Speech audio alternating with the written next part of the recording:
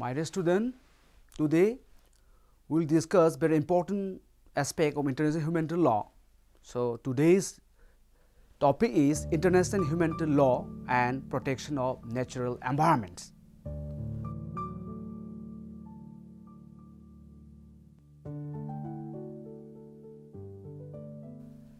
So let us see what this topic says. The importance of environment is universally acknowledged, as the International Court of Justice proclaimed in 1996 in the legality of the threat or use of nuclear weapon case. Quote, "The environment is not an abstraction but represents the living space, the quality of life and the very health of human beings, including generation unborn." Unquote. The ICJ further observed that state must take environmental consideration into account when assessing what is necessary and proportionate in the pursuit of legitimate military objectives. Respect for environment is one of the elements that go to assessing whether an action is in conformity with principle of necessity and proportionality. It is a fact that when a conflict or crisis hits, the immediate priority is to save human life and minimize human suffering. So, environment concerns are relegated to secondary importance.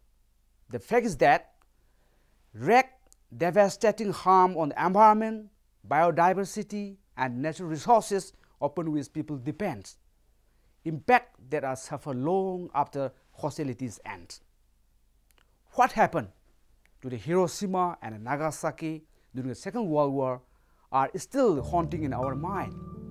And this module will not go to that extent, and it will come confined to the contemporary armed conflict scenario.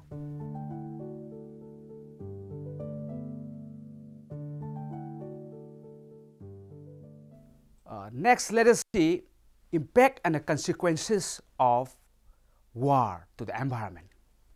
The main impact of armed conflict on the environment occur through destruction of infrastructure, weapon and chemical contaminations, poisoning of soil and field, destruction of crops and forests, habitation destructions, deforestation and the loss of wildlife, over exploitations and the degradation of natural resources, and the pollutions and the setback to the even conservation activities. Although conflict may start for other reasons, there is a risk that resource depletions and environmental degradations can drag a region into vicious circle, that is poverty, further political instability, more armed conflict, greater environmental degradations and even greater poverty. This vicious circle of armed conflict, environments and human welfare is well drafted and diagrammatically represented by Homer and Dixon.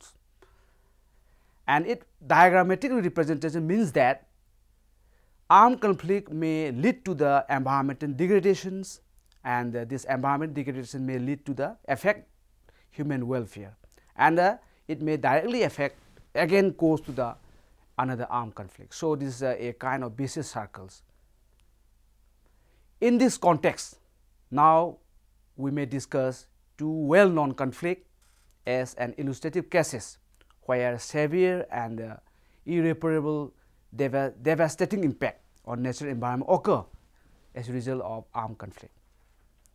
In the first case, let us see what happened to the Vietnam War. The massive use of herbicide such as Agent Orange during the Vietnam War resulted in the destruction of more than 2 million acres, or 14% of the South Vietnam forests. During this conflict, animals were killed and injured by landmine, as happened to elephants in Mozambique. The problem of weapon contaminations continues to have an impact on people and environments more than 30 years after the end of conflict. In the next place, let us see what happened to the environment in the Iraq-Iran war of 1980s.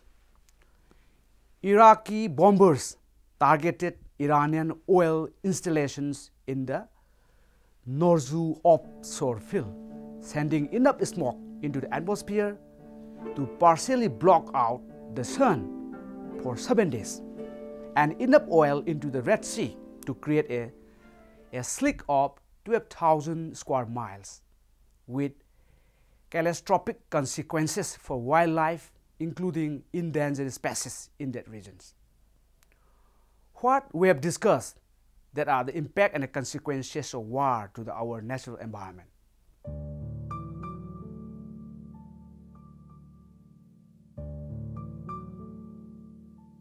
Now let us discuss what international humanitarian law says about protection of natural environment during armed conflict and war. International humanitarian law provisions that are relevant for environmental protections during armed conflict consists of body of treaty and customary law with significant gaps and deficiencies. For sake of our discussion, we can discuss this legal provision into following heading, like firstly, international legal text. In international legal text, we will discuss treaties which are directly dealing with the protection of environment during war and conflict. There are two major international legal instruments, that is, one related to United Nations and other related to the ICRC, and three supplementary texts. These three supplementary texts all are related to United Nations. And firstly, we will start discussion on the very important convention. In short, we can say inward conventions.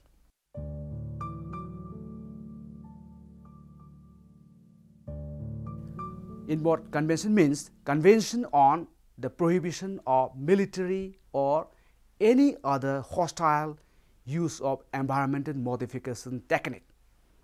This convention was adopted by the United Nations General Assembly in 1976 and often for signatures in 1977, and ultimately this convention came into force on October 1978.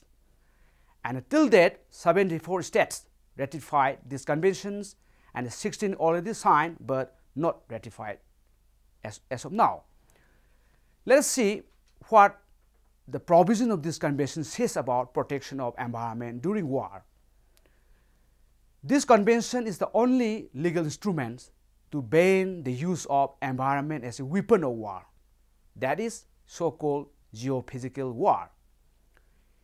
It also helps to restrict military programs aimed at climate control, such as the Americans' project so-called HAARP.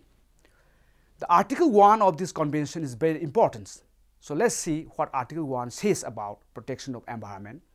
Article 1 of convention says, each state party to this convention undertake not to engage in military or any other hostile use of environmental modification technique having widespread, long-lasting or severe effect as a means of destruction, damage or injury to any other state party. Here, the very important things is how this convention define environmental modification technique. So, environmental modification technique is defined as any technique for changing through the deliberate manipulation of natural process, that is, the dynamics, composition or structure of the earth, including its biota, lithosphere, hydrosphere and atmosphere, or of the outer space. An understanding relating to Article 2 is attached to the conventions, listing on an illustrative basis the following phenomena that could be caused by environmental modification technique. Means, what are the environmental modification technique? The illustrations are given in the attachment. So let's see what are these environmental modification technique. They are earthquake, tsunami, and upset in the ecological balance of a region, changes in the weather pattern, that is cloud, precipitation, cyclone of various type, and the tornadic storms, changes in the climate patterns, changes in the ocean currents, changes in the state of ozone layer, and changes in the state of the ionosphere. These are illustration what environmental modification technique means.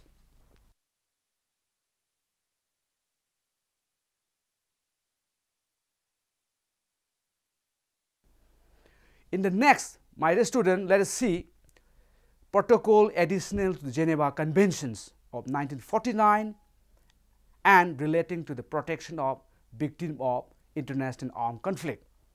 In short, we can say Protocol 1.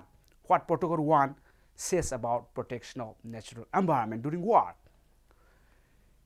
Article 35, para number 3, Article 55, 56 of the Protocol 1 directly deals with protection of environment during armed conflict. Paragraph number 3 to Article 35 in the general terms states, quote, it is prohibited to employ methods or means of warfare which are intended or may be expected to cause widespread, long-term, and severe damage to the natural environment. Unquote. Article 35, paragraph number 3 must be read with Article 55, even though the article falls in a different chapter, that is civilian object.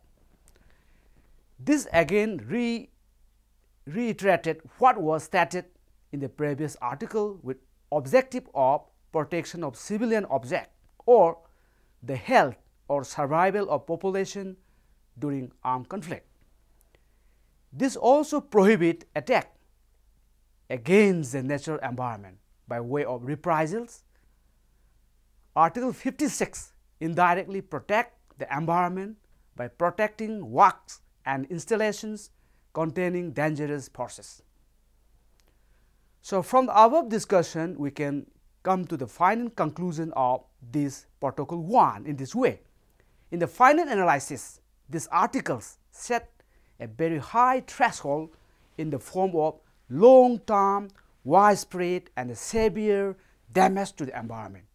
It means the legal situation is highly unsatisfactory from the environmental point of view, and elements of environment as civilian objects are all too likely to become military objectives, thereby invalidating their protection as civilian object and environment damage as collateral damage.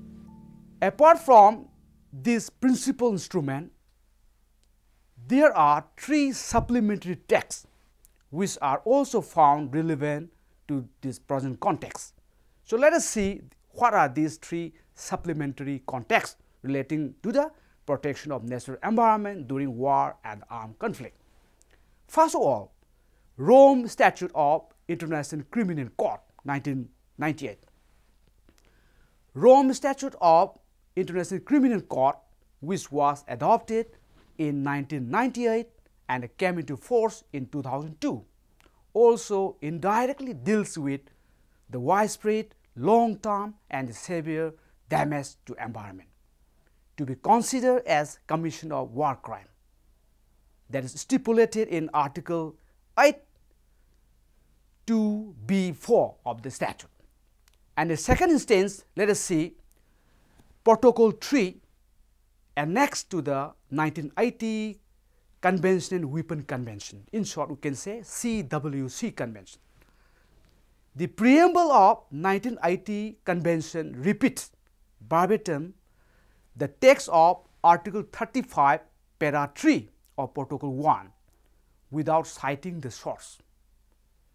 Article 2, para 4 of Protocol 3 annexed to the convention provide that, quote, it is prohibited to make forest or other kind of plant cover the object of attack by incendiary weapons, except when such natural elements are used to cover, conceal or camouflage combatants or other military objectives, or are themselves military objectives." Unquote. In the final analysis, the provision is very limited in scope. That is, only a small part of natural environment is protected, which include forests or other kind of plant cover only. It also grants protection not against attack in general, but only against attack by specific, that is incendiary weapons, and the protection ceases when the enemy is using the forest for cover, concealment or camouflage, or when they constitute military objective. In short, this convention is also very limited in the field of protections of natural environment during war. In the third case, we can see 1993 Chemical Weapon Conventions as a supplementary text. The 7th preambular paragraph of the convention read out, quote, "Recognizing the prohibitions embodied in the pertinent agreements and relevant principle of international law of the use of herbicide as a method of warfare." Unquote. The use of herbicide, that is a chemical defoliant for military purposes, primarily in order to deny the enemy's sanctuaries and the freedom of movement in dense forests, that caught wide attention during the Vietnam War, owing to the magnitude of American herbicide operations. The United States considered that resort to herbicide can come with the purview of prohibition of EMRC conventions, but only if it upset the ecological balance of the regions. But, my dear student, the interpretation that use of herbicide can, under certain conditions, be equated with environmental modification technique under Article 2 of the EMRC Convention also, which was authoritatively reaffirmed in the review conference of the conventions in 1992. And in addition to this codified international instrument that we discussed previously for the protection of natural environment during armed conflict, there are certain uncodified customary international law also there. They also provide for the protection of natural environment during armed conflict.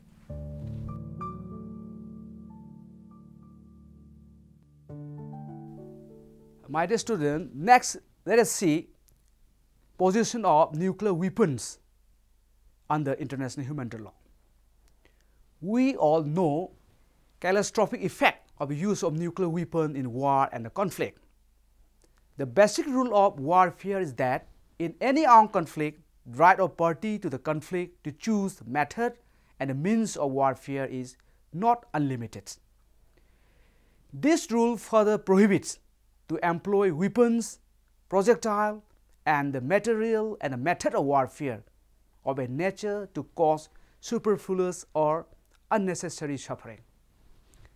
Apart from this, it is prohibited to employ method or means of warfare which are intended or may be expected to cause widespread, long-term, and severe damage to the natural environment. These basic rules are in addition to the fundamental canons of international humanitarian law, like Martin Clause, principle of distinctions between combatants and non-combatants, and civilian object and military objectives, principle of proportionality and humanity. If we go through these provisions, the ultimate conclusion is that use of nuclear weapon in armed conflict, even though not specifically mentioned in those relevant instruments, is prohibited in all circumstances, but judicial pronouncements say otherwise. The judgment of International Court of Justice in nuclear weapon case is the law in this regard. The court concluded that a threat or use of nuclear weapon should be compatible with the requirement of international law applicable in armed conflict, particularly those of the principles and rules of international humanitarian law, as well as with specific obligations under treaties and other undertakings which expressly deals with nuclear weapons. However, in the view of the current state of international law and of the elements of fact at its disposal, the court cannot conclude definitively whether the threat or use of nuclear weapon would be lawful or unlawful in an extreme circumstances of self-defense, in which the very survival of state would be at stake. It means nuclear weapon can be used as a last resort when survival state is in stake.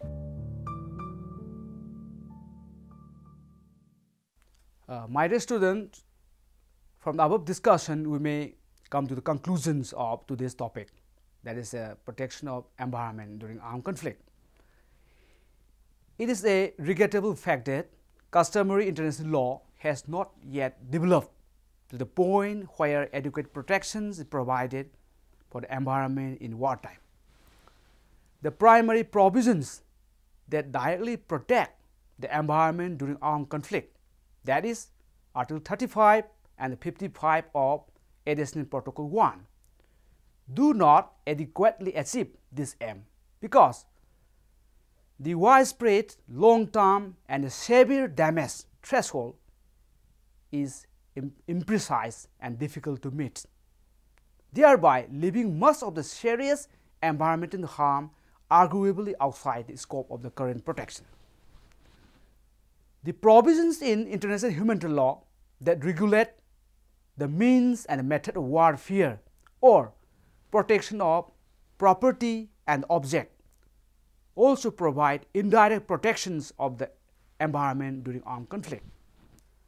Last but not the least, environmental damage contribute to war crimes, crimes against humanity and genocide, which are termed as criminal offenses under international law. Unless otherwise stated, international environmental law also continues to apply during armed conflict, and it could also be used as a basis for protection during armed conflict. So, my dear student, it is a high time to call for adoption of a comprehensive and innovative new convention, that is 5th Geneva Conventions. However, such dramatic metamorphosis of the lex scripta is not likely to be adopted at the present juncture. Thank you once again, my dear student, for your patient hearing. Thank you again.